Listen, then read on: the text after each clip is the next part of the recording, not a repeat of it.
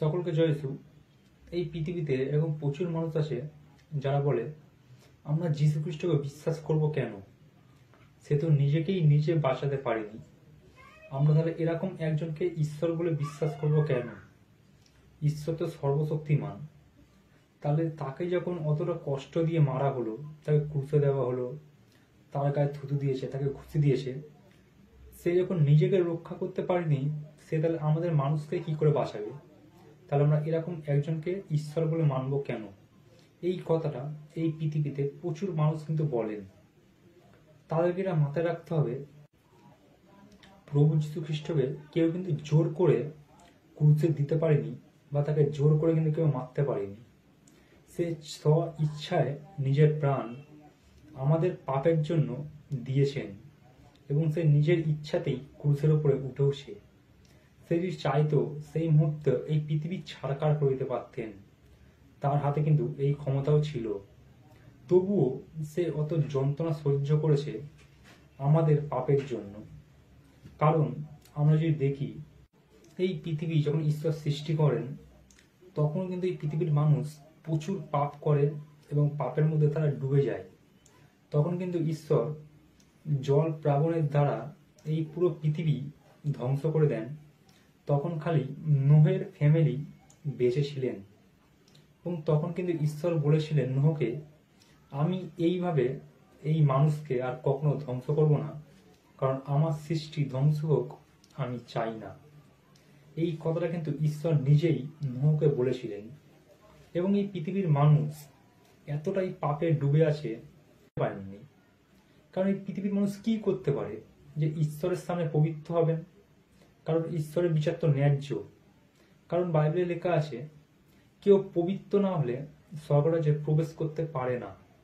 তাহলে একটা মানুষ জন্ম থেকে পাপী, বাইবেলের শিক্ষা এটাই, একটা মানুষ জন্ম থেকেই পাপী।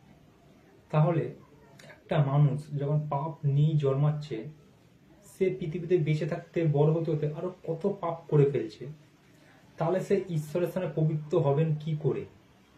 কারণ ঈশ্বরের বিচার তো ন্যায্য। তাহলে তো পৃথিবীর সমস্ত মানুষই নরকে যাবেন। তাহলে ঈশ্বর কি এটা চান যে ঈশ্বর যেই মানুষকে সৃষ্টি করছেন, সে তার নিজের সৃষ্টিকেই নরকে ফেলে ধ্বংস করুক? সেটা কিন্তু ঈশ্বর কখনোই চান না। যার জন্য ঈশ্বর নিজে কিন্তু পরিকল্পনা করলেন যে সে তার একজাত পুত্রকে এই পৃথিবীতে দান করবেন। কারণ আমি যে বাইবেল দেখি, বাইবেলে লেখা আছে, ঈশ্বর জগৎকে এমন প্রেম করলেন যে তার একজাত পুত্রকে দান করলেন, যেন যে কেহ তাকে বিশ্বাস করে সে বিনষ্ট না হয়, যেন সে অনন্ত জীবন পায়। প্রভু যীশু খ্রিস্ট কিন্তু সেই ঈশ্বরের পুত্র। ঈশ্বর যাকে এই পৃথিবীতে দান করেছেন, এই মানুষের সমস্ত পাপ সে নিজের কাঁধে নেন। যার জন্য যীশু খ্রিস্ট কিন্তু অতটা কষ্ট সহ্য করলেন জাস্ট আমাদের পাপের জন্য। কারণ সে চেয়েছিল আমরা যেন ঈশ্বরের সাথে, তার সাথে স্বর্গরাজ্যতে একসাথে থাকতে পারি। এই জন্য সে কিন্তু এতটা কষ্ট আমাদের জন্য সহ্য করলেন। এবারে অনেক মানুষ বলতে পারে, যীশু খ্রিস্ট তো আজ থেকে প্রায় 2025 বছর আগে এই পৃথিবীতে এসছে, তাহলে তার আগে মানুষকে স্বর্গরাজ্যে যায়নি? হ্যাঁ, নিশ্চয়ই তার আগেও মানুষ কিন্তু স্বর্গরাজ্যে প্রবেশ করেছেন। কারণ সেই সময় কিন্তু ঈশ্বরের বিশ্বাসী খালি ইসরায়েলের মধ্যেই ছিলেন। ইসরায়েল দেশের বাইরে কিন্তু কেউ কিন্তু ঈশ্বরের বিশ্বাসী ছিল না। এই জন্য আমরা যে প্রথম নিয়ম পড়ি, আমরা দেখতেই পারবো ঈশ্বরকে কিন্তু বলা হয় ইসরায়েলের ঈশ্বর। সদাপ্রভুকে, জিহোভাকে বা ইহোভাকে, বাহিনী মানে ঈশ্বরকে কিন্তু বলা হয় ইসরায়েলের ঈশ্বর। সেই সময় ঈশ্বর একজন যাজককে তৈরি করতেন, এবং সেই যাজকের মাধ্যমে কিন্তু সমস্ত ইসরায়েলের মানুষরা সমস্ত নিয়ম পালন করতেন, এবং তারাও কিন্তু বিশ্বাস করতেন এক মসীহ ইসরায়েলে জন্ম নেবেন। এটা যে হঠাৎ করে আজ থেকে 2025 বছর আগে যীশু খ্রিস্টের জন্ম নিয়েছে তা কিন্তু না। এইটা বাইবেলে পুরাতন নিয়মে অনেক জায়গায় লেখা আছে যে এক মাসিহা ইসরায়েলে জন্ম নেবেন, এবং ঈশ্বর যে তার এক পুত্রকে দান করবেন, এই ঘটনাটা ঈশ্বর কিন্তু সব থেকে প্রথমে হবাকে জানিয়েছিলেন যে এক বীজ নারীর মধ্যে থেকে আসবেন, যার মাধ্যমে পুরো পৃথিবীর পরিত্রাণ পাবেন। এবং আমরা যদি যিশায় ভাববাদী দেখি, সেইখানটাও ভাববাদী ভবিষ্যৎবাণী করেছিলেন যে ইসরায়েলে এক মাসিয়া জন্ম নিচ্ছেন।